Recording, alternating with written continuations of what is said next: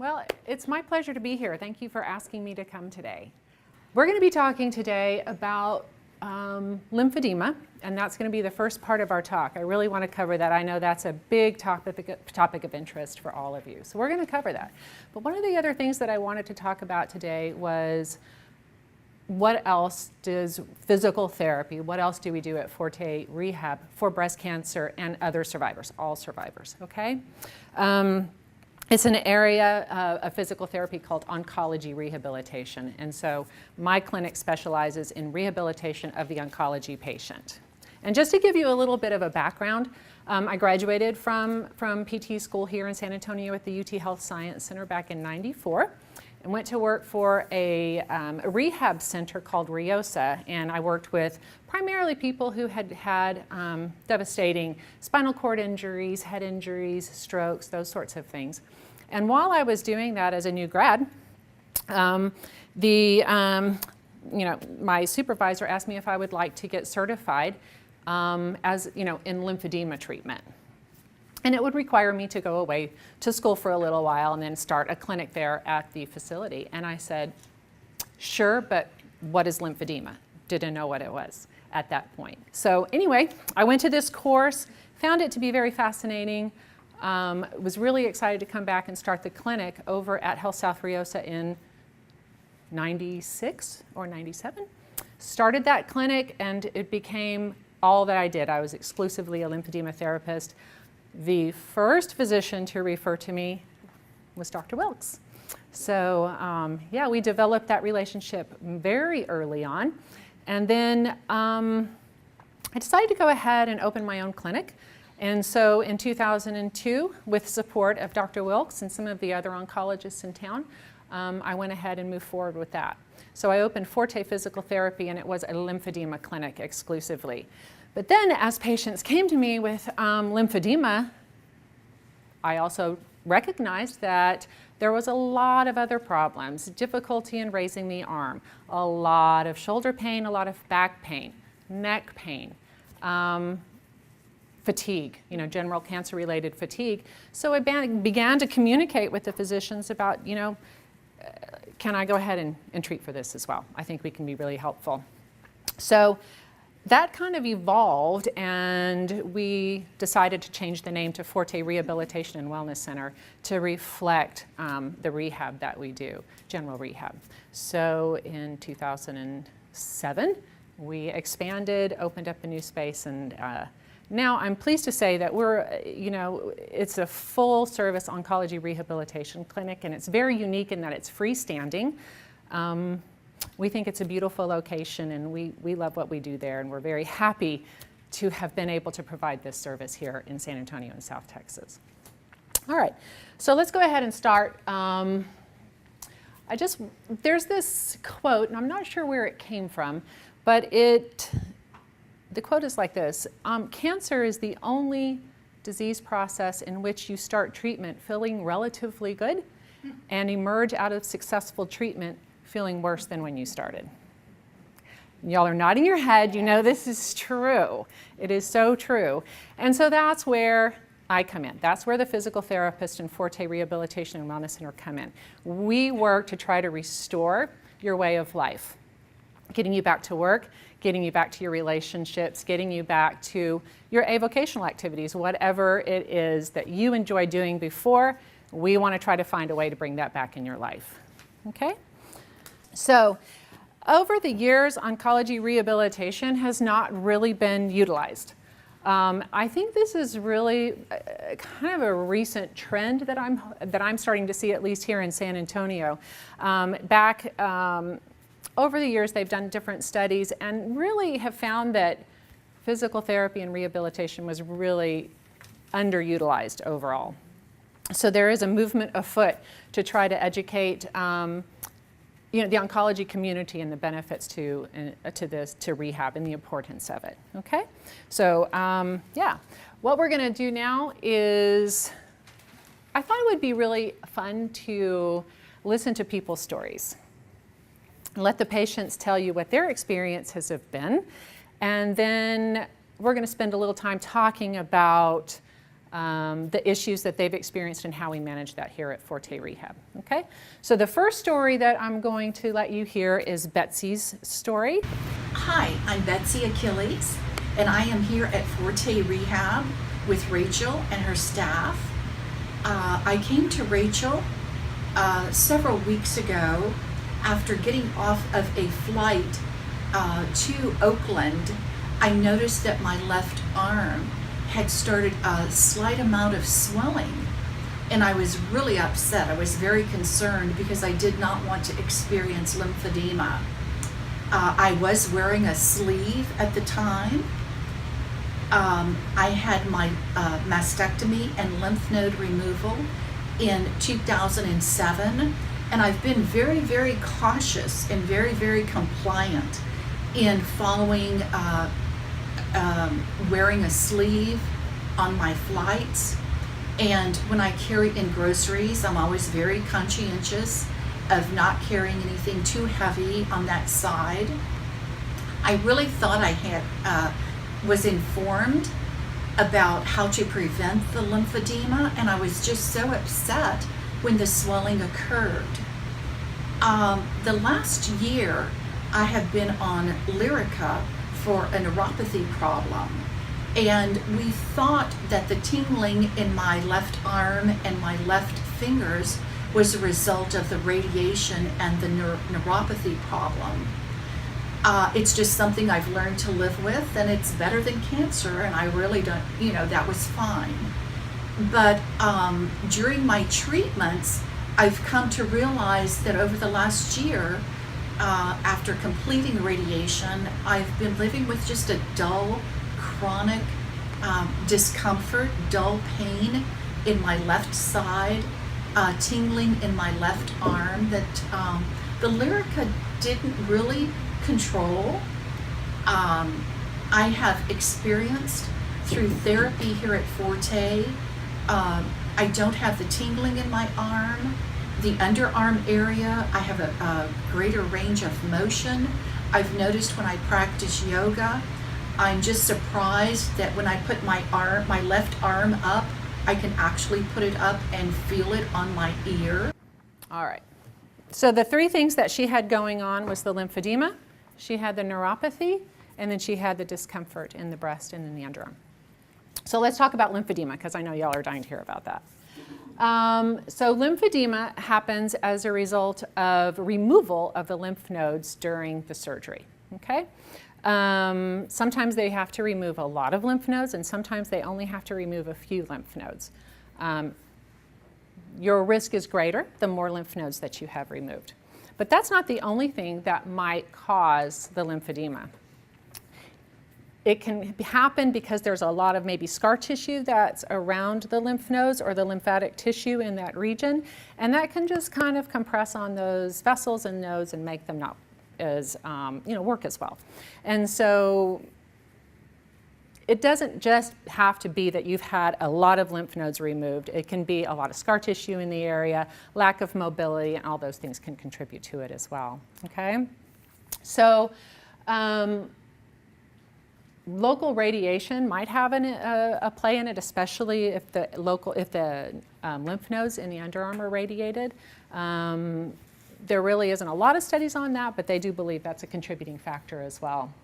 Sometimes we see people with lymphedema because they have a tumor in the area and they haven't actually had the tumor removed yet, but it's obstructing the lymphatic flow. And so we'll see lymphedema at that point as well, okay? So what do we do for lymphedema? Well, we do a multifaceted approach called complete decongestive therapy. And the first part of that treatment is a very gentle massage. And the massage is manually manipulating the fluid out of the region that's swollen and kind of moving it over to other areas of the body where it can be managed by lymph nodes that are actually intact, okay? So you will find that we'll be not only massaging the involved arm or leg or whatever it may be, but we'll be doing the abdomen, we'll be massaging opposite areas of the body to try to kind of prime the pump, so to speak, to move that fluid over. That typically takes about 45 minutes to do, And then at the end of that treatment session, we'll wrap you in compression bandages. And compression bandages for the arm might look something like this. They're multi-layered. They'll have stockinette underneath, they'll have a lot of padding, and then they'll have these short stretch bandages over the top of that. And the reason why we're using all this padding is twofold. We're trying to shape the limb so that we have a nice shape to the limb without a lot of folds in the skin and you know, just kind of variances in the size, because we want to make a nice compression gradient. And if you have a lot of skin folds, you're going to have some areas of high pressure with the bandages. And so it's really important to make it a nice even gradient with the foam before we put the bandages on. The bandages are a specialized bandage. They're called short stretch bandages. And they have a high working pressure and a low resting pressure, so that when you move, you're actually creating a change in the pressure inside the tissue. And that change in pressure is what drives fluid into those lymph vessels, okay? If you have a long stretch bandage like an ACE bandage, that bandage expands and contracts as you move, so you don't get that change in pressure inside the tissues. So ACE bandages do not actually work for lymphedema, or they're not recommended for lymphedema. And so the bandages that you get are highly specialized, and usually the only places you can get them is somebody who deals with lymphedema, okay?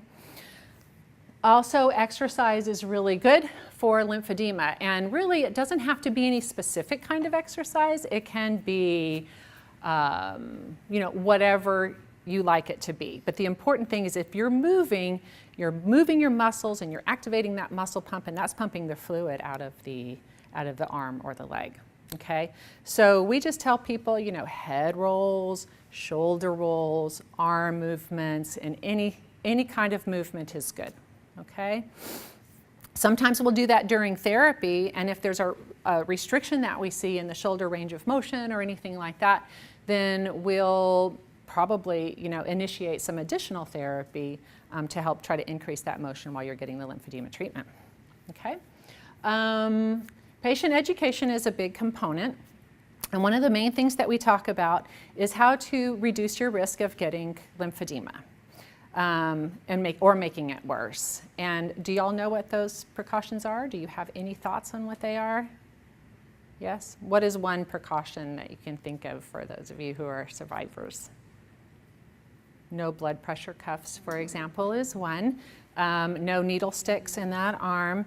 And any other kind of injury that you can imagine can tax the lymphatic system, make it work harder, and possibly cause an increase in swelling. So an injury would be cuts, scrapes, bites, bruises, burns. Can you think of anything else? Sunburn, yes, absolutely. So we recommend just common, easy practices like wearing oven mitts that extend all the way up the arm when you're reaching for things in the oven, wearing gardening gloves when you're gardening so you don't get poked with your, when you're out in the garden pruning your roses or whatever. Bug spray so that you don't get bit while you're out there. And this is a terrible place for mosquitoes, and so good insect repellent when you're outside is really good. Okay, so just common sense kind of precautions are really going to help reduce your risk in the long term. Now, not everybody is going to get lymphedema who has had breast surgery. Really about 30 to 33% of people who have had breast cancer run the risk of getting lymphedema. But the numbers vary widely depending on the study and what they use to measure as having lymphedema, okay? However, it is, you are at more of a risk in the first 3 years after having surgery. So about 75% of people who have lymphedema are going to get it within the first 3 years after treatment, and then after that, you still have a lifetime risk, but your risk does drop off, okay? So if you've made it to that 3-year mark, yeah, that's a good thing. But never stop adhering to your precautions. You have those for a lifetime. Okay? Any questions about that so far? So if you have it in the beginning, will it get better after 3 years? Will the lymphedema get better after 3 years? With good management, it certainly can. And you can keep it well under control with good management. Yes, indeed. Exercise has been one of those things that I wanted to touch on a little bit because there's a lot of varying information out there. But through recent studies, we do know that exercise is good for lymphedema. And they've done a lot of studies with weightlifting kinds of studies. They've studied women on rowing teams that have lymphedema or at risk for lymphedema and find that if they're engaged in resistance type activities, they actually have a decrease in their lymphedema as compared to the others who don't exercise. And if you don't have lymphedema, you lessen your risk by staying strong and doing a good resistance type of a program. So you don't have any limit on the amount of weight that you can lift. People used to be told you can only lift 5 pounds or you can only lift 10 pounds.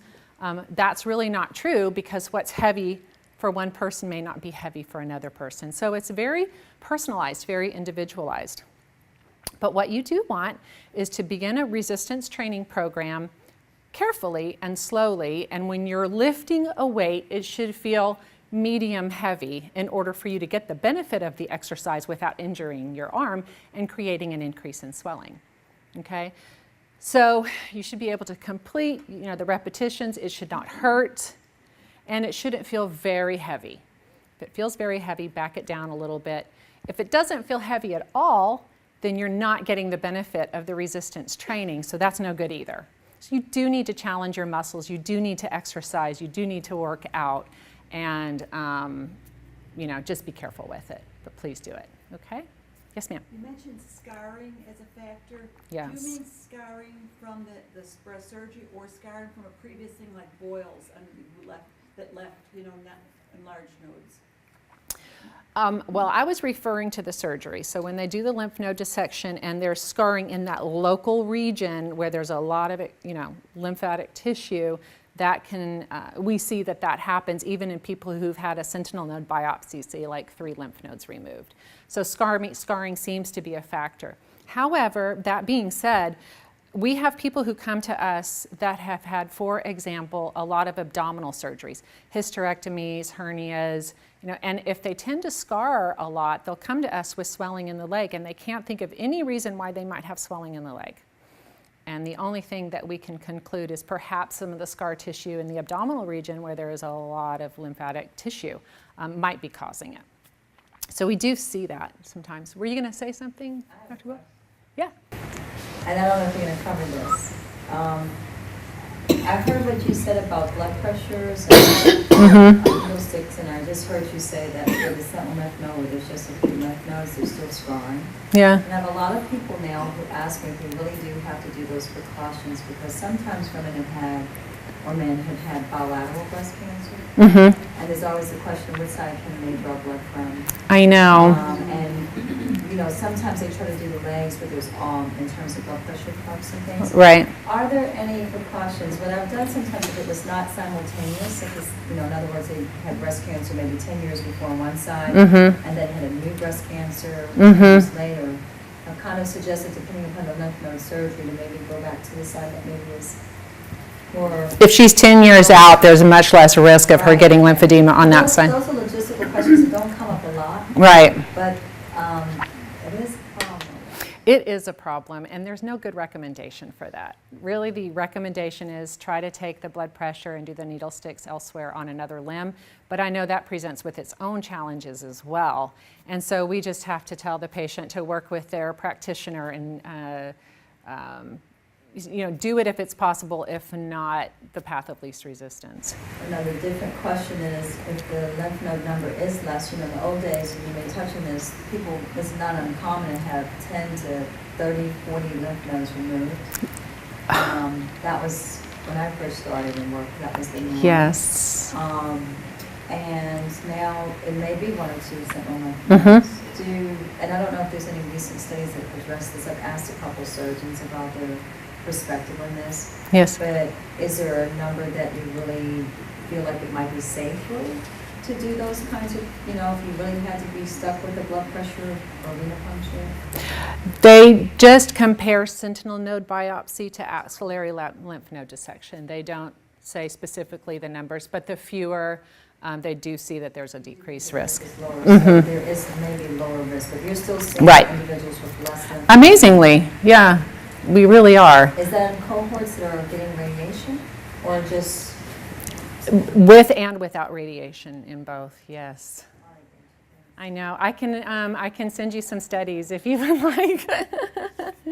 Yeah, it's crazy. We didn't expect that, but it is happening. And I personally see it happen, and I'm going to talk about cording a little bit tonight too, with people who have cording in my own clinical practice, and in people who have a loss of motion, and I can palpate the scar tissue around that scar in the underarm.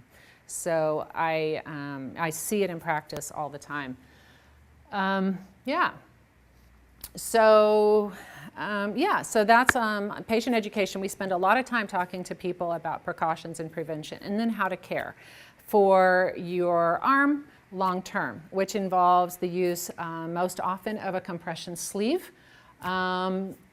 We have fun ones available now for people who really want to try to express themselves with fun sleeves. We have those available, or if you want to just go with something that's a little more inconspicuous, we certainly can accommodate either way you want to go. The one you see up at the top is a night garment. It's one of the many night garments that we offer people. Not everybody has to wear a night garment, but in cases that are really difficult to manage, we will recommend a night garment for them, okay? So it is a lifelong condition. It's considered chronic. However, there are some people who can go through treatment and not have swelling for a long period of time, and we do keep in touch with our patients, and we talk about the possibility of weaning off of compression garments at some point if it's well controlled with certain monitoring. So it's not necessarily a life sentence, but the sooner you catch it and treat it, the better. You might have a chance of reversing it to some extent. Okay. Skin and wound care is really important. In the arm swelling, we don't deal with wounds so much, but when we have people who have leg lymphedema, we can get some pretty serious wounds, and it requires some wound care, and might even have to bring in a wound care physician for that. Integrative manual therapy is releasing the scar tissue, regaining the range of motion, trying to just optimize the tissue the best that we can so that lymphatic system is as robust as we can possibly make it. Okay? All right, any questions about lymphedema? No? Okay. The other thing that Betsy was complaining about was the tingling in her affected arm. So the way it went when she complained to her physician about it, well, that's neuropathy. That happens because of the chemotherapy. It happens because of the radiation oftentimes. It's compressing on the nerve.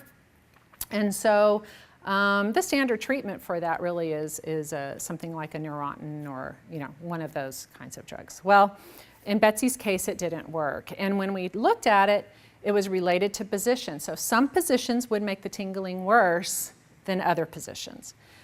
So to me, that's always a sign that there might be what we call upper limb neural tension. And upper limb neural tension is different than chemotherapy-induced neuropathy. Chemotherapy-induced neuropathy is usually bilateral, and it's usually fairly equal on both sides. It involves the tips of the fingers and the tips of the toes, typically, okay? Not typically related to position. If it's there, you kind of feel like it's always there, and it can have varying degrees of intensity, but it tends to be fairly constant. With upper limb neural tension, that's different. It's usually unilateral. It's usually on the involved side. It is always related to position. So if everything is tucked in and pulled in, no tingling. The minute you try to reach out and open your arm, then you get tingling. It can happen in the lateral fingers, it can happen in the middle fingers, it can happen in the thumb or the front fingers. And we can identify which nerves are involved based on the patterns that we see.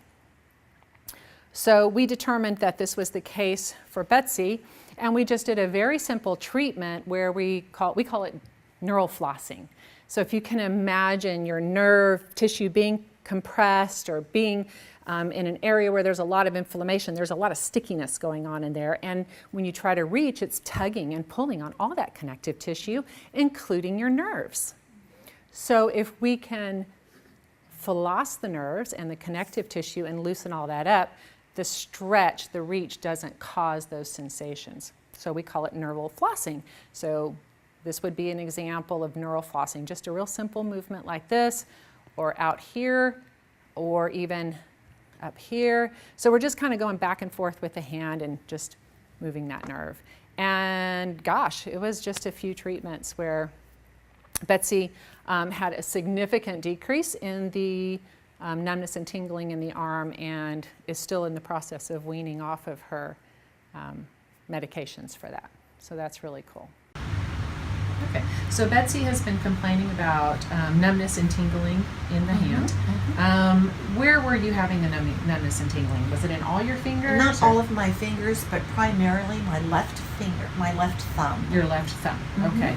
And it was related to certain positions. Did you notice it was worse sometimes? Yes, at night especially. At night especially. It would wake me up. My left arm would tingle. Okay, all right. So what we're going to do is see if there's some sort of tension on the nerve or tightness in the nerve or the surrounding tissue that's causing the tingling, okay? So I'm just going to compress the shoulder. Okay. Do you feel any increase in your tingling in that position? Not in this position. No. What about here? I don't feel the tingling in my thumb, but I do feel some underarm. Now we're starting to get the tingling. Okay. Kind of tilt your head away a little bit. There you go. And then I'm just going to stretch out the nerve. Tingling right there. Tingling right there. So we're just going to go back and forth. And this is what we've been doing with you in therapy, in addition to the lymphedema treatments. Yes. In order to kind of release the neural tension in the arm. Yes. You can really feel that.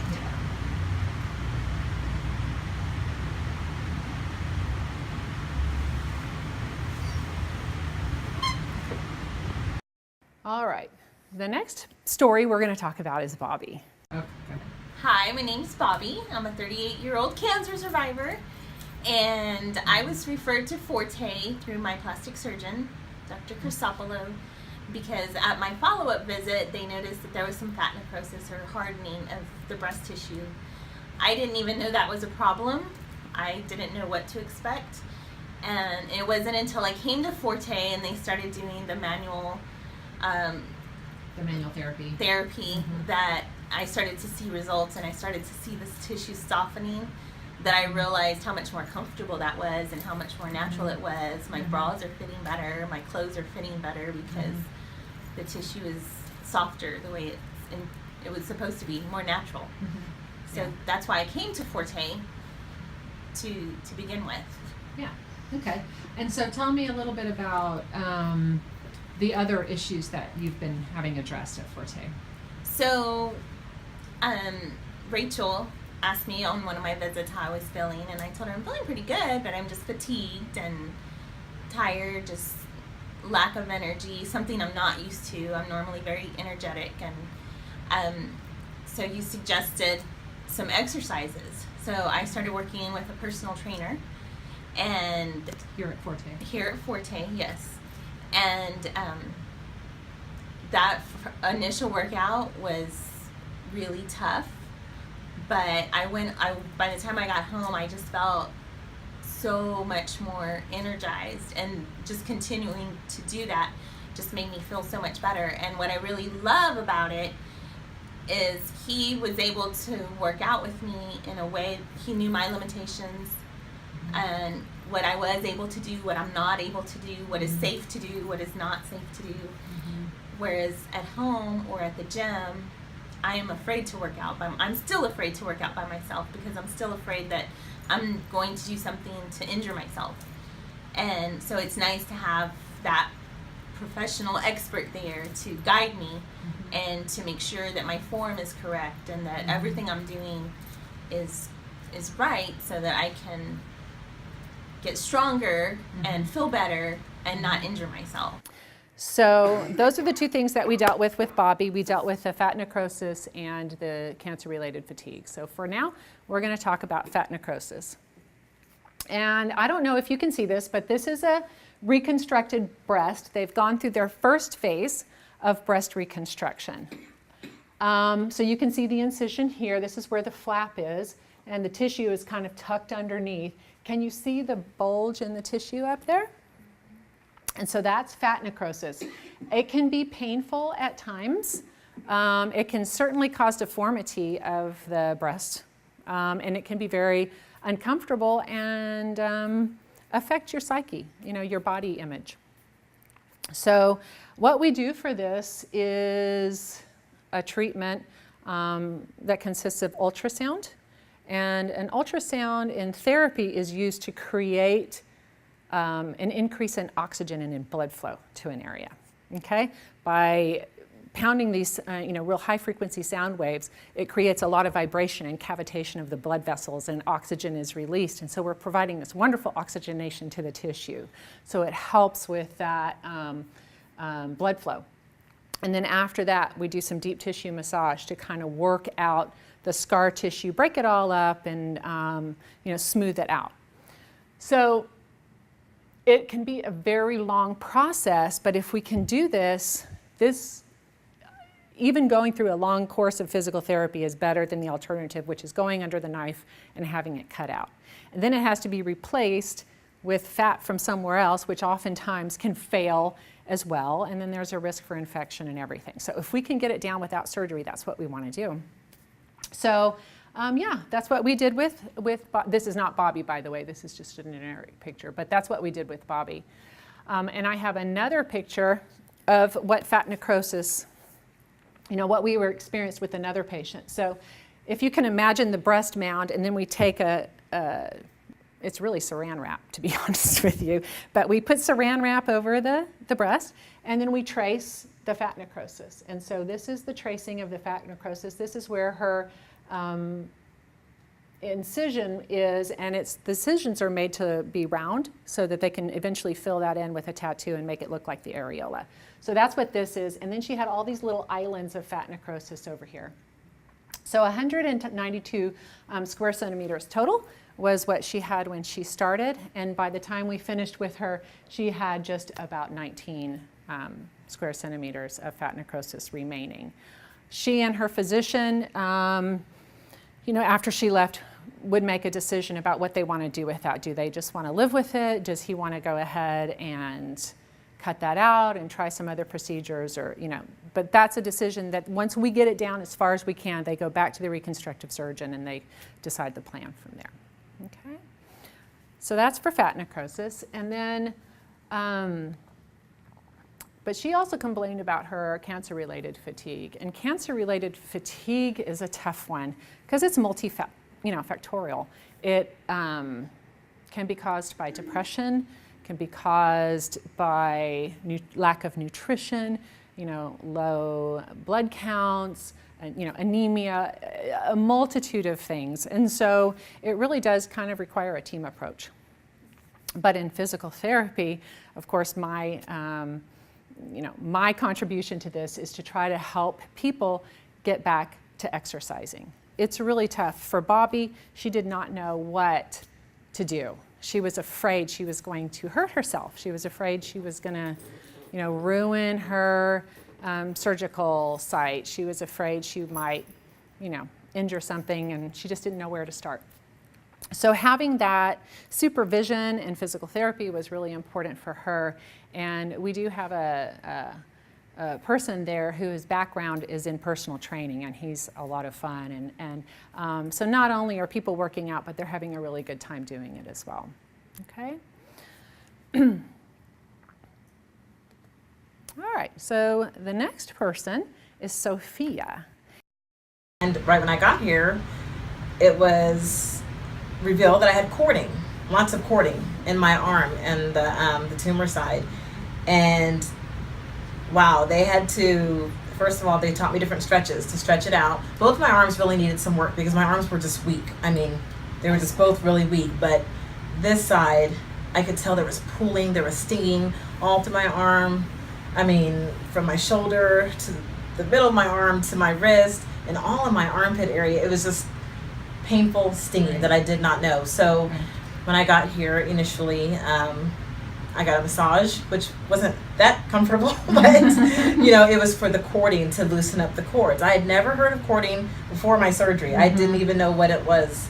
And so coming here, I probably had a few sessions, and well, let's say I came 2 weeks after surgery, and I'm on week 5, tomorrow will be 5 weeks out of surgery, and I am just like reaching. I feel good. I feel like I want to pick up my daughter. I feel like I want to, you know, work out, do weights. I don't feel any stinging anymore. I'm able to put my hand back. I'm just so much more comfortable, though I'm still recovering, being aware of that. But just the stretches that they have shown me that they're doing with me, you know, and I do those at home, as well as the fact that they take 20 minutes to just get the cords out. And yeah, it does hurt a little bit, but it's so worth it, because when that cord pops, I can do something new. I can reach the cup on the top of the cabinet, or, you know, I just have more strength, and it motivates me to keep going. And before this, I told you my concern, because I've always worked out. I've always been a runner.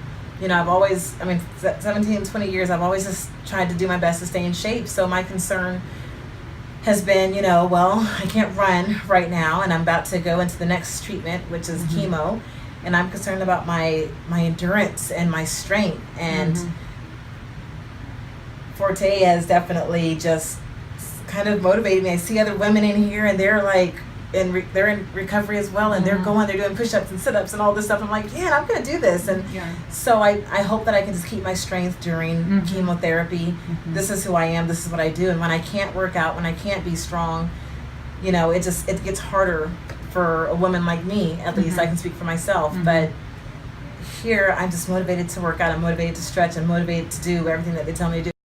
So cording, nobody really knows yet what cording is, but we have a pretty good idea. So that we think that when the lymph nodes have been removed from the underarm, there's a lot of inflammation that's going on there post-surgically, and there's a lot of scar tissue that's forming where those lymph nodes were, and so that scar tissue kind of extends down those lymph vessels that are attached, or that were attached, okay? So as that scar tissue extends down, those lymph vessels stick to the surrounding connective tissue. And the lymph vessels are just under the surface of the skin. And so you can actually, if you stretch out your arm, you can see them, and you can see that one in the elbow region up there. And it starts here, and it makes its way down the middle of the arm, and it goes to the elbow, and it can go all the way down to the thumb and the wrist. You can also get cording along the trunk. Down your side. So you can get it anywhere the lymph nodes are traveling. This is so very painful. I don't know if you all experienced it before, but it hurts, and it looks like you've got all these little guitar chords in your arm. Fortunately, the treatment for it is really quick. It's myofascial release, and what we do is we just kind of put some tension on that tissue, and you will feel an immediate snap in releasing those cords. And it's just like a pow, pow, pow, pow, pow, and it hurts for a second, and then you can raise your arm all the way up. It's amazing. And no need to suffer from cording, because we can manage that very quickly and very easily. Okay? However, we do see that this happens more in thin people than in people who have a higher BMI. It's more common. I don't know why. Nobody knows why, but it does happen. And they think that there may be some correlation between cording and lymphedema. So there are needs to be some studies that can actually measure that, but so far there's not. Okay? So that's axillary cording. Look out for it. If you know anybody who's experiencing it, then that's something we can definitely take care of. Okay? And then the last person I'll introduce you to is Anne. I was diagnosed with metastatic melanoma the beginning of April of last year. And so I developed lymphedema in my right leg from the tumors pressing against my lymph nodes. And so my leg just started to swell and swell. And some doctors had referred me to some outpatient therapy. So I came here and visited with Rachel. And so they started the lymphedema where they wrapped my leg. And I believe that was 3 times a week where they wrapped my leg. And that I'll have to admit was rather arduous. But all this, I survived it. And then actually I started wearing my stocking when I was admitted one time at MD Anderson in Houston. Right. And so I was released from MD Anderson. And then when I came back to San Antonio, I came back to see Rachel, and we were all excited because my leg had gone down in size. In other words, the wrapping of the lymphedema process had worked. It worked really, really good. And so now I'm doing strength building for my right leg and my right foot. Right, because you've had some nerve damage because of the Yes. tumor. And so you have a brace on your leg right now. Yes, Can we I look do. at that? Okay. So this brace keeps your foot from dragging on the floor Yes, when you it walk. forces me to put my heel down first, Right. which is really, really good. Yeah. So we have now been working on your strength and your walking. And what were you using when you first started walking, and what are you using now? I used a walker, and then I graduated to the cane. And now, actually, I could walk by myself, but I keep the cane with me for safety Yeah. because I would not want to fall. That would be Right. horrible because I'm Right. on blood thinners, and I would not want to fall. Right. Well, you've done an amazing job. Well, and I really feel like my strength. In fact, today I rode 15 minutes on the bicycle. Wow. I really, really enjoyed it. And the overall training that I do here is really good for my core. It's Right. good for my balance. And that's why I'm able to walk without the cane. Fabulous. Mm-hmm. Okay. Thank you. Thank you. One time during Breast Cancer Survivor Week, we told people to write on our wall, and that's our wall. So everybody wrote on our wall. And so now it's turned into this really cool thing where people leave all these really neat, inspiring notes on our wall. And we love the ones from the children. My mom is a breast cancer survivor, and I'm so glad she is. And when I read that, it always just tears me up. I just think it's wonderful. But if you ever have a chance, you need to come by and just take a look at our wall. It's really cool. But one of the young ladies was just doodling, I guess, and she wrote "Go Team." And I know she didn't intend for me to use this in my talk, but it just brings home the point that rehabilitation and physical therapy is a really important part of your cancer team. And I really feel like everybody needs to see a physical therapist if they're going through cancer treatment, because there's so many things that cancer patients go through that can benefit from physical therapy but are not being addressed in a lot of cases. And so Go Team was my rah-rah for physical therapy. Okay, so yeah, that's it. Are there any questions right now? Yes, ma'am. Do you ever use a mechanical thing, a sleeve that has graduated compression of a limb? So the question was, do we use kind of a pump? Yes. Yes, the graduated compression pump. And we don't use it in our clinic as part of our treatment, but we do prescribe that for people as part of a home program. The pumps have really come a long way. The old pumps, where they were just linear pumps and they had like maybe 4 to 5 chambers in the arm. So one would pump and release, and then the next one would pump and release, and so on and so forth until you got to the arm, top of the arm, and then it would keep doing that. Well, the problem with those pumps is that they stopped here, and the blockage is here in the underarm. So the pressure would build up here because that fluid wasn't going beyond that, and you created this fibrotic cuff right here, which made the situation worse. So for many years, we did not recommend pumps until the FlexiTouch pump was born. And the FlexiTouch pump is multiple chambers that start kind of very much mimic what we do in therapy with our hands as therapists. So it does the proximal drainage of the abdomen, all the opposite sides, and it kind of works its way back down the arm and bypasses the region where the blockage is. So if we have a patient who is having difficulty managing their edema with the home program, with a compression sleeve and the precautions and things like that, then we definitely recommend that pump for them. Depends on the insurance if they pay for it. It's an expensive device. Not all insurance companies pay for it, and patients are not always able to pay for that cost out of pocket. It's quite expensive. So, yeah. Yes, ma'am. What about neuropathy in the feet if you're unable to take medications? So the question is, what about neuropathy in the feet if you're unable to take medications? Neuropathy in the feet, if it's due to chemotherapy, not sure. Okay. Well, there's lots of causes for neuropathy, and the big problem with neuropathy in the feet where we can intervene is balance issues. Because you rely on that sensory input from your feet to tell you where you are in space. And if that information doesn't jibe with what you're seeing, then it can make balance very difficult. So we do a lot of balance training for people with neuropathy. But as far as being able to help decrease the neuropathy in the feet, if it's due to like diabetic neuropathy or chemo-induced neuropathy, there's probably not a lot we can do from a physical therapy intervention standpoint. Mm-hmm. Yes? Occasionally I'll see advertised massages that will reduce lymphedema. Yes. And I'm not sure, obviously I'm assuming that these people are not accredited.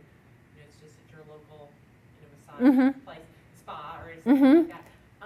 Can that hurt the patient for them to be doing something that's possibly not done by somebody that's trained to know what to do? Possibly. Yeah.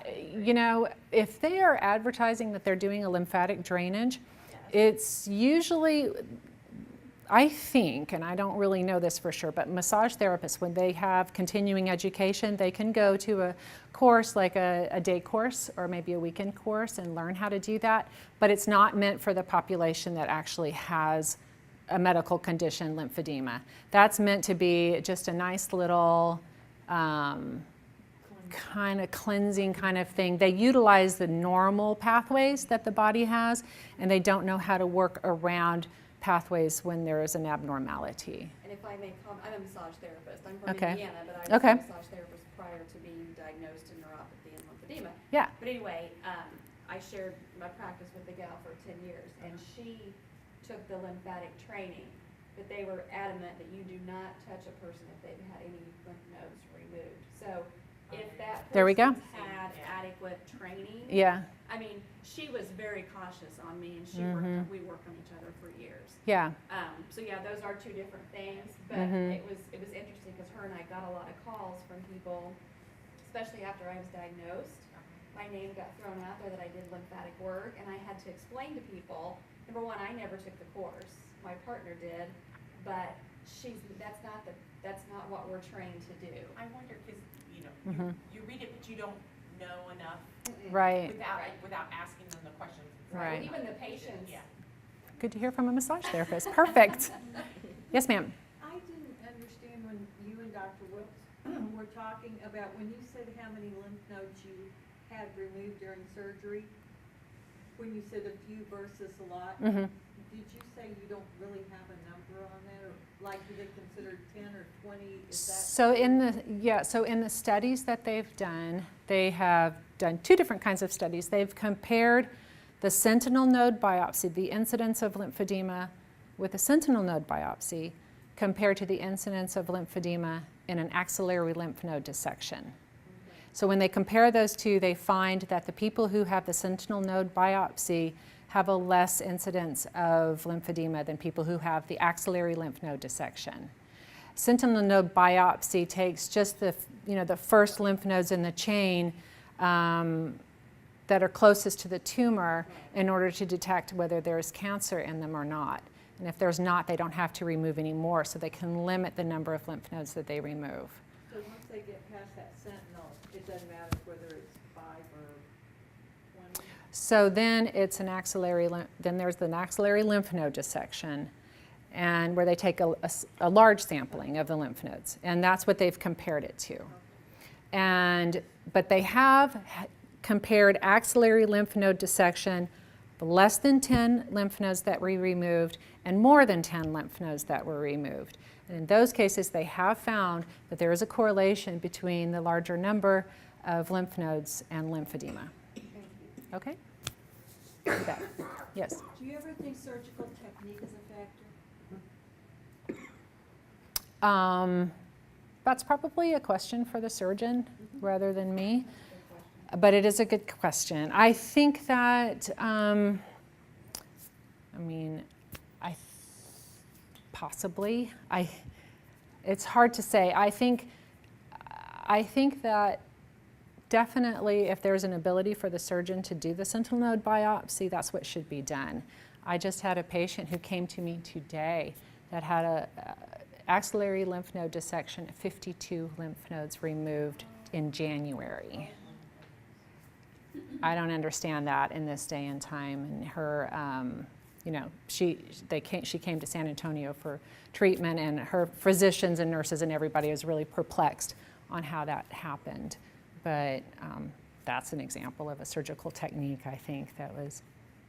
Well, maybe I didn't express that right. I think like I'm a nurse, and with some patients, like with abdominal surgery, sometimes a certain surgeon, their patients had more difficulty. Mm-hmm. And I know of one patient who had 15 nodes, another one had 23, no lymphedema with another surgeon. And this other surgeon, I've rarely seen any of his get lymphedema. Yeah. And I've seen with some surgeons 1 or 2 nodes, and they abdominal surgery. Some just, and when you scrub with them, Yeah. they're too buried. Yeah, I just really don't have an answer for that. I would imagine technique is involved, but I just really don't know for sure. Couldn't say. Yeah. Anything else? No? Okay. Oh, yeah.